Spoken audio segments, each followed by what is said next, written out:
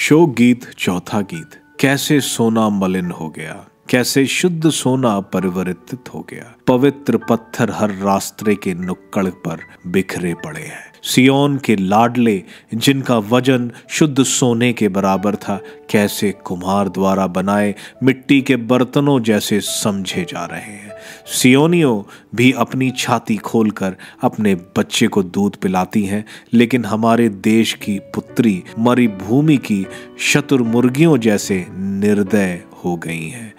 दूध मुहे बच्चों की जीभ प्यास के कारण उसके तालू से चिपक जाती हैं। बच्चे रोटी मांगते हैं, लेकिन उन्हें कोई कुछ नहीं देता। जो लोग कभी स्वादिष्ट भोजन करते थे, वे अब सड़कों पर मर रहे हैं।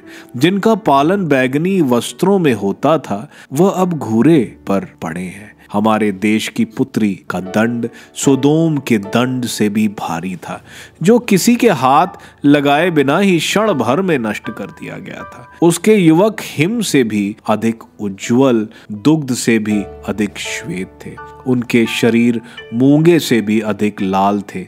उनका रूप नीलम जैसा सुंदर था। अब उनका मुख कलिक से भी अधिक काला है। वह अब सड़कों पर पहचान में नहीं आते। उनकी चमड़ी उनकी हड्डियों से चिपक गई है। वह लकड़ी की तरह सूख गई है। तलवार से मरने वाले भूख से मरने वालों से कहीं अच्छे थे, जो खेत की उपज के अभाव में खींचते घुलते गए। करुणामयी नारियों ने अपने ही हाथों से अपने बच्चों को उबाला। हमारे देश की पुत्रियों के विनाश के समय वे उनका आहार बन गए। प्रभु ने अपना कोप अच्छी तरह उतारा। उसने अपना जलता हुआ क्रोध बरसाया, और उसने सियोन में ऐसी आग लगाई जिसने उसकी नींव जला दी। पृथ्वी के राजाओं को यह विश्वास नहीं था, ना ही संसार के किसी निवासी को, कि अत्याचारी और बैरी यरूशलेम के फाटकों में प्रवेश कर पाएंगे। यह उसके नबियों के पापों और उसके याजकों के अपराधों के कारण हुआ। उन्होंने उसके बीच धर्मियों का रक्त बहाया।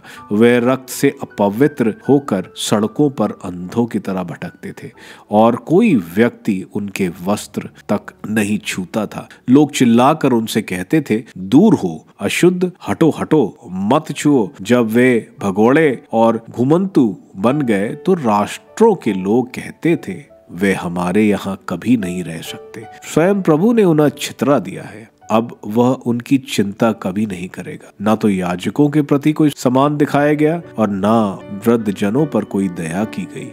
व्यर्थ ही सहायता की राह देखते देखते हमारी आंखें धुंधला गई। हम एक ऐसे राष्ट्र की प्रतीक्षा करते रहे जो हमारी रक्षा नहीं कर सका। लोग हमारे कदमों का पीछा करते थे, जिससे हम अपने चौकों पर भी नहीं चल सकते थे। हमारा अंत समीप आ गया। हमारे दिन पूरे हो गए, क्योंकि हमारा अंत आ गया था। हमारा पीछा करने वाले आकाश के गरुड़ों से भी तेज थे। वे पर्वतों पर पीछा करते थे। वे मरुभूमि में हमारे घात में रहते थे। हमारी प्राणवायु प्रभु की अभिजित उनके फंदों में पड़ गई थी। वह जिसके विषय में हमने कहा था, हम उसकी छाया में राष्ट्रों के बीच जीवित रहेंगे। आनंद मनाओ और प्रसन्न हो, एदोम की पुत्री, उस देश निवासिनी। वह प्याला तुम्हारी ओर भी बढ़ाया जाएगा।